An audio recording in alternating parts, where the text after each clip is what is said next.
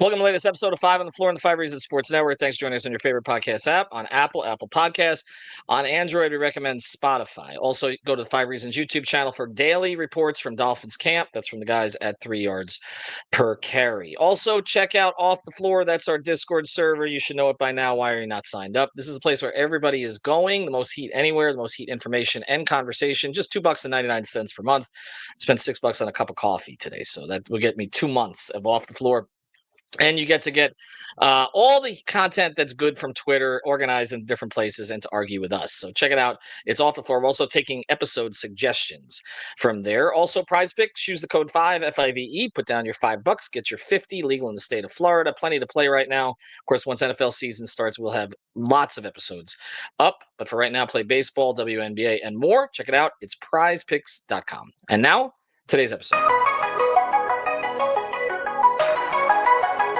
Mercy, luxurious, Heat Nation, yeah, Mercy and Lago, down in Biscayne, yeah, five on the floor, ride for my dogs, where here's the thing, you can check the score, hustle hard, couple scars, wearing bubble frauds, down in Biscayne. Kept the flow playing, got it all banned. Y'all seen the block, stop with one hand. And Pat we trust, it's power, have the guts. We're here to bring the heat, y'all can hang it up. Welcome to Five on the Floor, a daily insider show on the Miami Heat and the NBA, featuring Ethan Skolnick, Greg Sylvander, Alex Toledo, Brady Hawk, and others from the 5 Reasons Sports Network. Also, make sure to subscribe to Off the Floor for the most heat anywhere.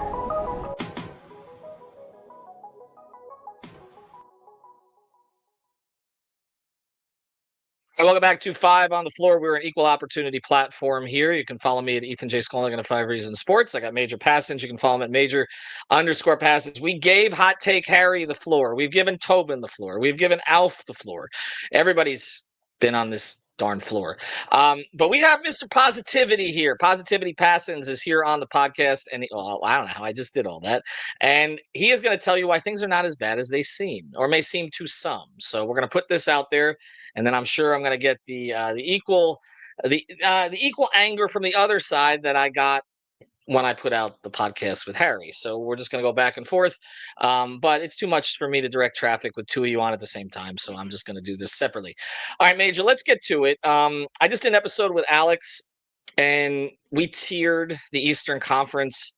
We struggled a little bit. For him, of course, it was a tough question, but it was 15. It's 15 different teams in the very weak East.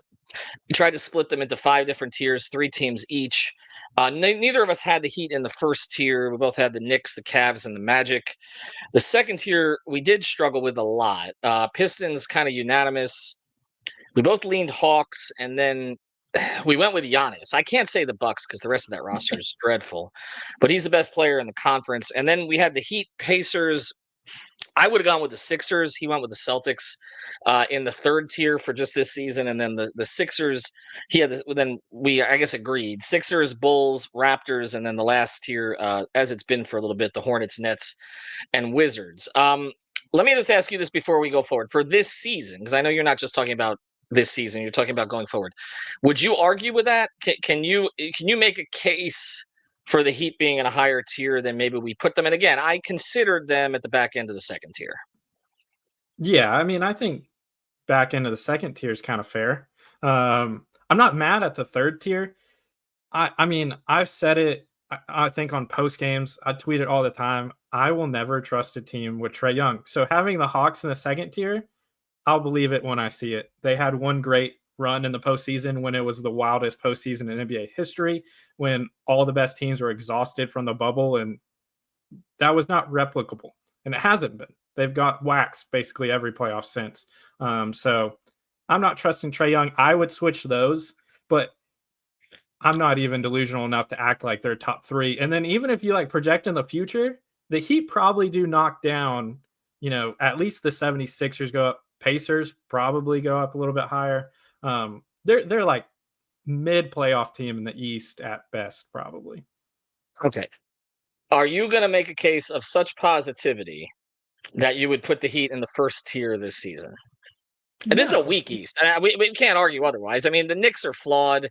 Cleveland just got beat in the playoffs after winning 64 games. Like, they didn't look great, but we both had them consensus first tier. The Magic haven't done anything in the playoffs, and yet we put them up there because they've added Desmond Bain, and we're thinking they may be healthy this year. Can you make any case for the Heat being that high up?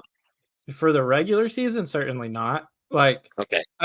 you just said, like, we just saw the Cavs lose to the playoffs. We also just saw them just beat us in the worst the playoff series. So that's not really like, I know you're trying to like prep up the question that made it worse. Like, they're Okay, I'm just sorry about not. that. Like, they're Yeah. just not. Okay, but they have added Norm Powell since. That's obviously a That's positive good. addition. The Cavs haven't done anything. I don't know that Norm Powell makes up for 92 points over 2 games, but if he did, then he'd win MVP. All right, but let's go to the overall premise here, because Harry was on here and he made look some very reasoned arguments. I know that the team would disagree with some of these on a point by point basis, but his argument is that overall, the Heat have not done enough to accumulate assets. They've given up too many assets, all the second round picks and everything, which has put them out of the market for these star players that are harder to acquire than they used to be, because you can't just clear cap space and have a guy come. Everybody's traded beforehand. They're traded for lots of picks. So he's made the case that some things have been mismanaged, that they brought in some good players, that Adam Simon's done a good job, but that they've developed these guys, but then they haven't gotten anything for them, and that's putting them in a weakened position. Again, I know they will challenge this on a point by point basis, but he's speaking in the overall. Do you agree with that general assessment?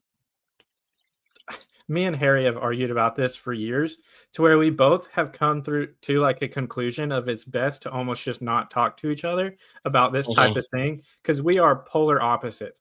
Now, he does have some logic behind it. Like, you see what trades are going for and everything, but then you don't have any of the runs that they've ever had or any of the success. And he would argue that's not success because they haven't won a title.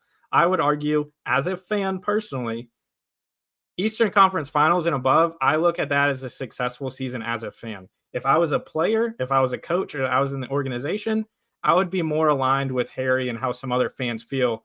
Championship or bust, there's winning and there's misery. That's meant for the org. They should not be satisfied with making the finals.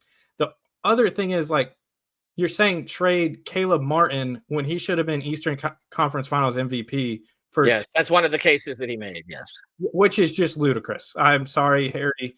You seem like a great guy. This is nothing new to you. I think it's crazy. But then, like, Max Strus, trade him for second round picks.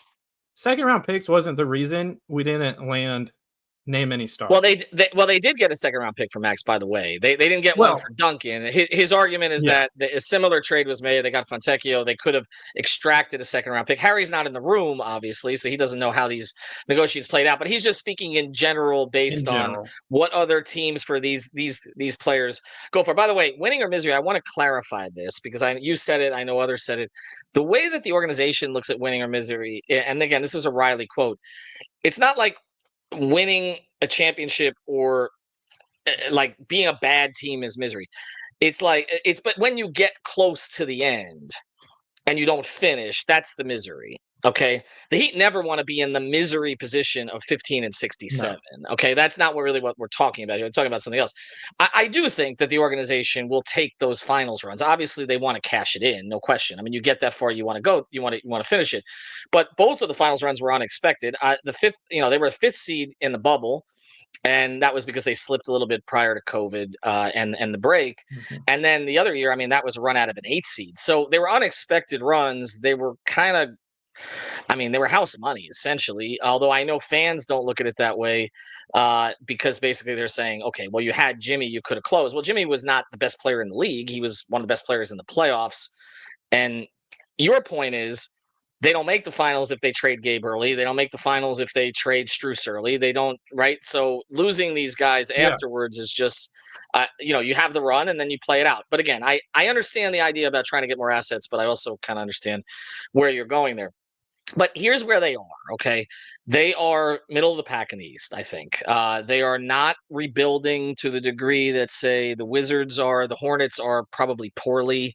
The Wizards seem to have Never will. Right. The Wizard. Right. They never will. The Wizards seem to have some kind of a plan now, but it's going to take some time. Trey Johnson pops for them. It'll expedite the process. The Nets accumulating picks, but they took 5 players, and nobody really likes their draft. We'll see how that plays out.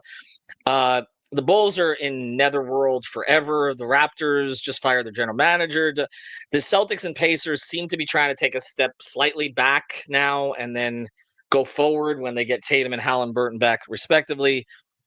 The Knicks and Cavs are competing. The Magic and Pistons seem like their rebuilds have worked, at least, but they took forever to this point. So I'll ask you, and then on the other side is I want to get into more depth of where you think they actually are. Would you be comfortable with a 4-year rebuild?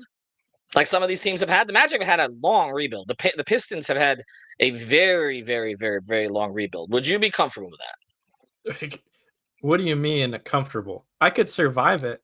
I would not be happy. I would be miserable, but I could survive it. And as long as they give me a plan, I'll stick with it. I'm never not going to like watch all the games. I'm never not going to be a Heat fan. Like all these people like, oh no, if they don't tank, I'm not going to be a Heat fan, which is the craziest thing to me. But I think to look at the Pistons, to look at the Magic, to look at the 76ers or the Knicks as what you should do as a front office is the most mind-blowing thing I've ever seen on Heat Twitter.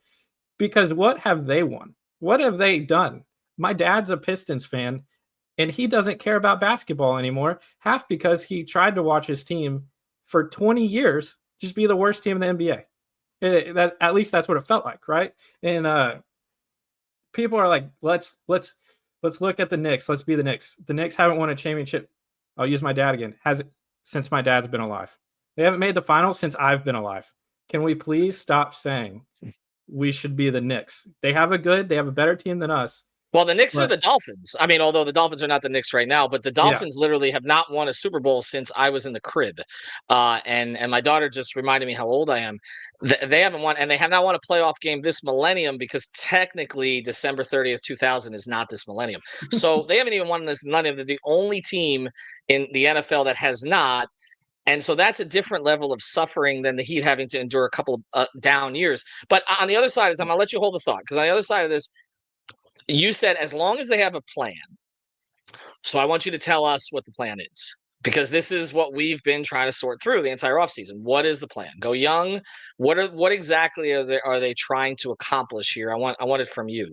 Before we get there, if you're trying to accomplish getting renter's insurance, health insurance, homeowners insurance, especially car insurance, reach out to our friend Lynette. You can find her at insurancebylynette.com, 954-581-8800, the insurance agency that works for you. Lynette, also one of the biggest Heat fans that you'll find out there anywhere. Again, she is in Lauderhill, but she'll service the entire Tri-County area, 954-581-8800, or just reach out to her on Off the Floor. You can find her there, just tag her, and from there, you can start the process of getting your insurance. All right, so what's the plan?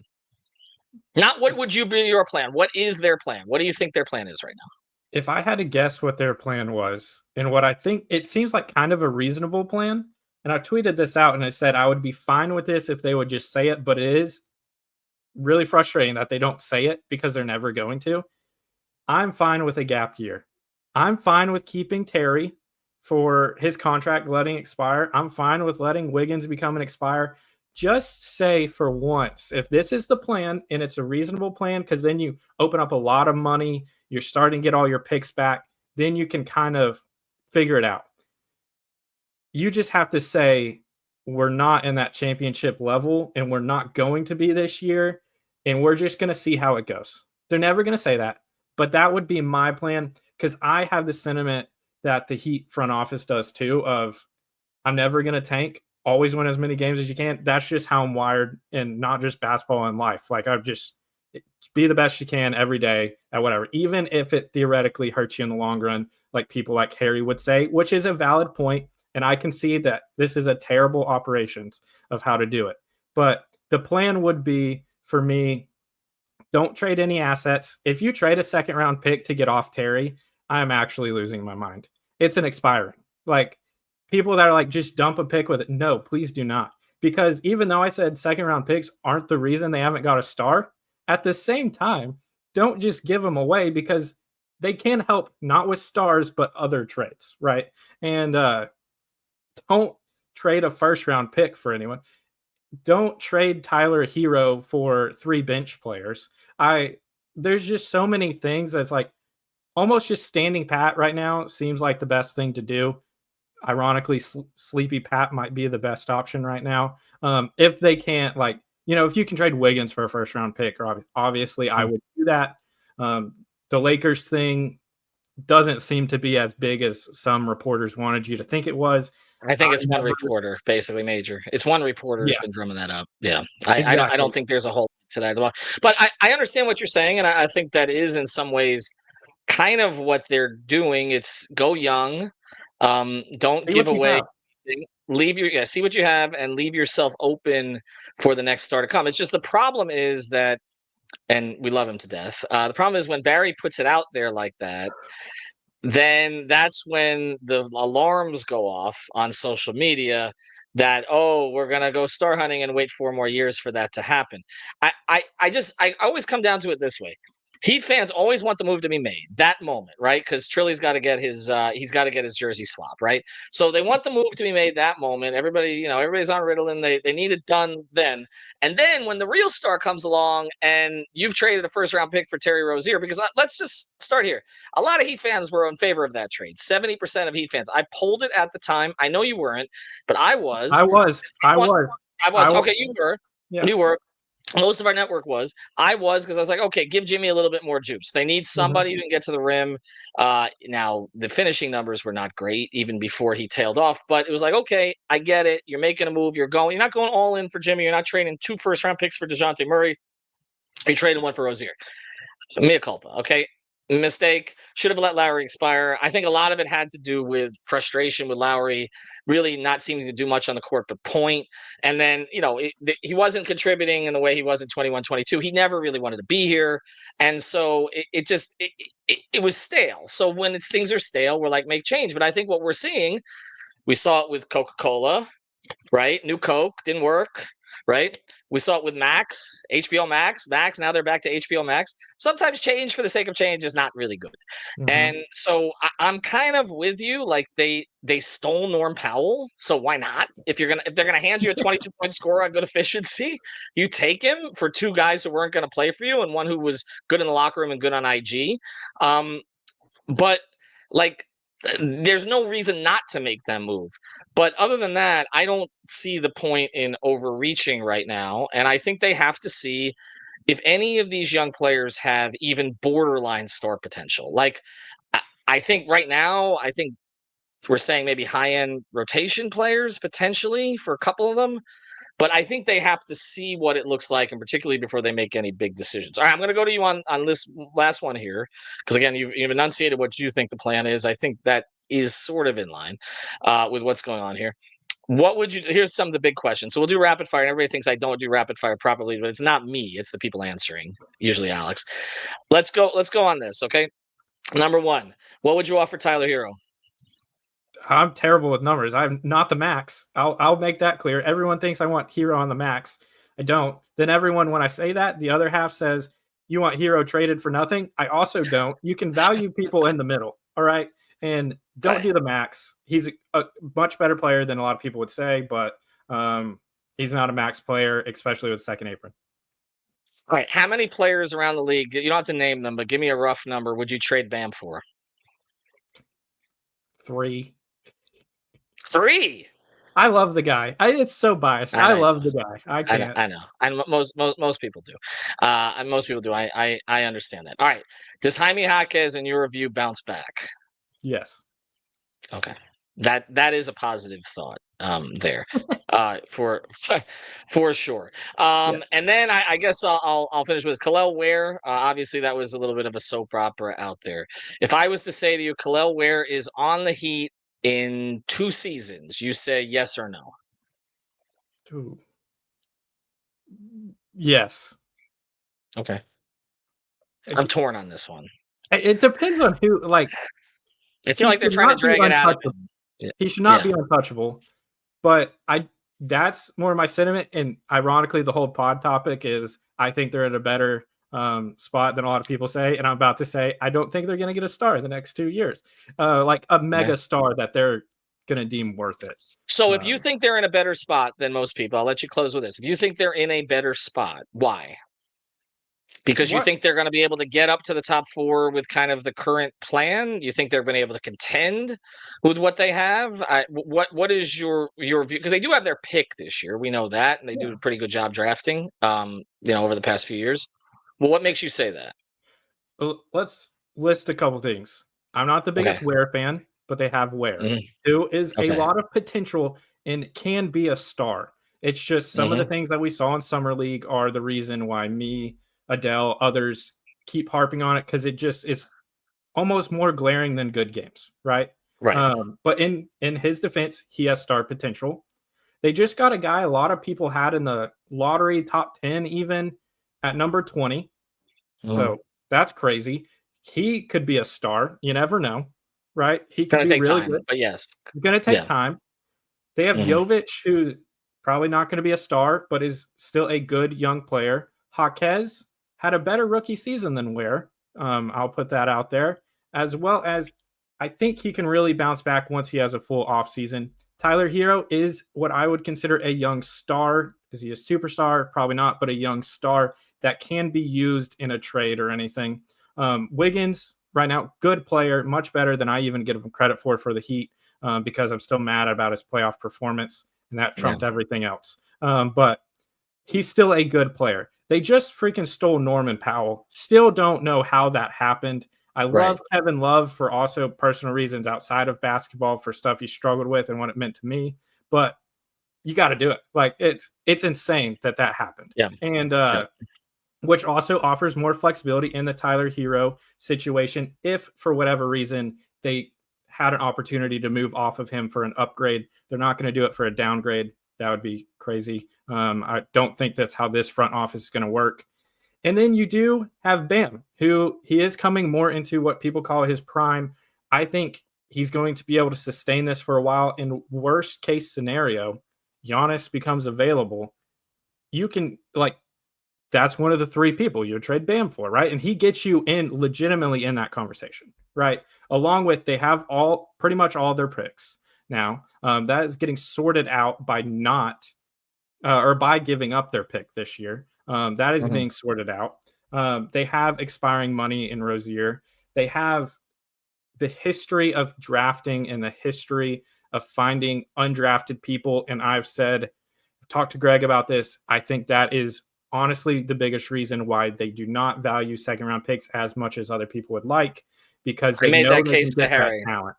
I made that case to Harry. So I Yeah. recognize, I know you haven't listened to it yet because we just posted it, but he has a different view of that. But that you're aligned with my view on it, that Mhm. their attitude on second round picks is we'll get a guy just as good who slips out of the second round. We'll get who we But want. his point is that the second round picks these days are used as like sweetener currency, and I get that. And there were a bunch of second round picks that were traded for Durant, but that's why I don't get all stressed about the second round pick thing. I think that getting Norm Powell for nothing makes up for 3 second round picks that they gave up, in my Yeah. view. So that's at the very least. All right, Major, I appreciate it. We want to put these episodes side by side. I think there might be one in between, but go back if you listen to this one. Listen to Harry. Get both. I separated the 2 of you. I quarantined the 2 of you, but very different perspectives on this. This is kind of what we experience on Heat Twitter, and by the way, on Discord. Although Harry hasn't joined that yet. Major, appreciate it. Follow him at Major_Passons. And also check out insurancebylynette.com. Prize Picks. Use the code FIVE.